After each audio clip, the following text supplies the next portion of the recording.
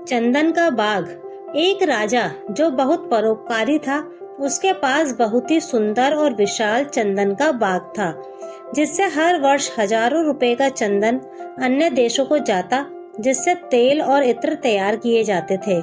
एक रोज राजा अपने सैनिकों के साथ घोड़ों पर सवार होकर अपने राज्य की जनता का हाल जानने के उद्देश्य से अपने महल से निकले। लौटते समय बहुत अंधेरा होने के कारण वो मार्ग से भटक गए और एक घने जंगल में जा पहुँचे। उन्होंने जंगल में एक भील और उनकी पत्नी को झोपड़ी बनाए रहते हुए देखा। राजा को अपने समीप देखकर भील ने बड़े ही स्नेह पूर्वक उनका आदर सत्कार किया और सभी सैनिकों और राजा के लिए जल, आसन, फल, कंदमूल का प्रबंध किया। राजा ने बहुत सुख पूर्वक रात्रि वहां बिताई। प्रातःकाल जब राजा जाने के लिए तैयार हुए, तब उन्होंने भील से पूछा, तुम अपनी जीविका यहाँ किस प्रकार से चलाते हो? भील ने कहा, महाराज, मैं रोज वन से लकड़ी काटता हूँ और उसका कोयला तैयार करता हूँ। उसी को बाद में बेचकर अपना जीवन निर्वाह करता हूँ।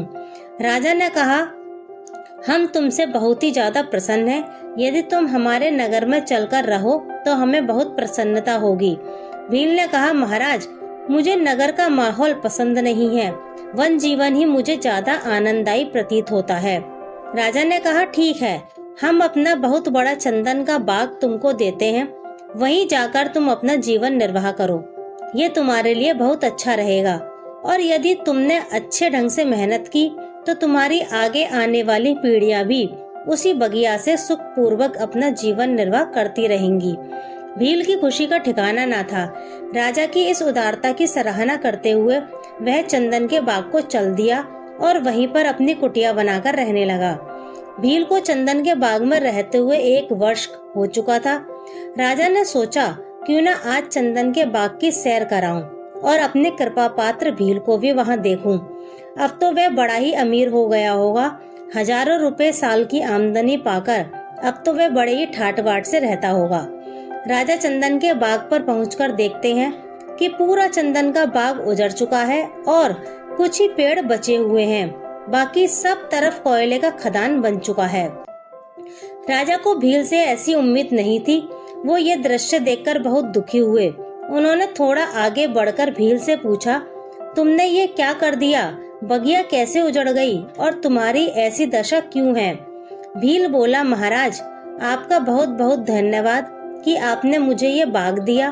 पहले मुझको वन में जाकर लकड़ी काटनी पड़ती थी और कोयले बनाकर कोसों चलकर आना पड़ता था, लेकिन अब यहाँ पास ही लकड़ी काट लेता हूँ और कोयला बनाकर नगर में बेच आता हूँ। परंतु अब 2 पेड़ ही शेष बचे हैं। कृपया कोई दूसरी वाटिका हमें बताइए जिससे वहां जाकर मैं डेरा लगा सकूं। इतना सुनते ही राजा को बहुत गुस्सा आया और भील की मूर्खता पर बहुत ही ज्यादा दुखी हुआ। राजा ने भील से कहा, अरे मूर्ख, तुमने इस लाखों की संपत्ति का नाश कर दिया और अब दूसरी वाटिका की उम्मीद करते हो? तू जा और उसी जंगल में अपना जीवन यापन कर।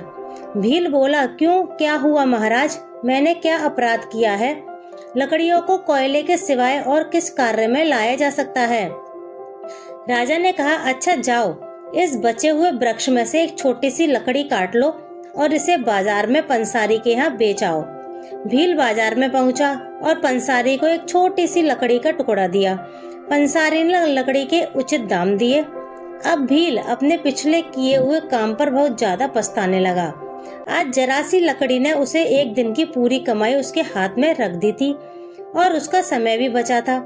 भील रोनी सूरत लिए राजा के पास आया और उनके चरणों में गिरकर कहने लगा, महाराज, कृपया मुझे क्षमा करें। मैंने स्वयं का नाश कर डाला। अब क्या करूं? कृपया मेरा मार्गदर्शन कीजिए। राजा को उसके विलाप पर दया आ गई और उसने कहा, ठीक है, तुमने जो मूर्खता की है उसे अब सुधार लो। बचे हुए वृक्षों से और वृक्ष बढ़ाओ। खर्च के लिए थोड़ा सा काट लिया करो और इससे ज्यादा पेड़ लगाते रहो। थोड़े ही दिनों में फिर चंदन की बगिया तैयार हो जाएगी।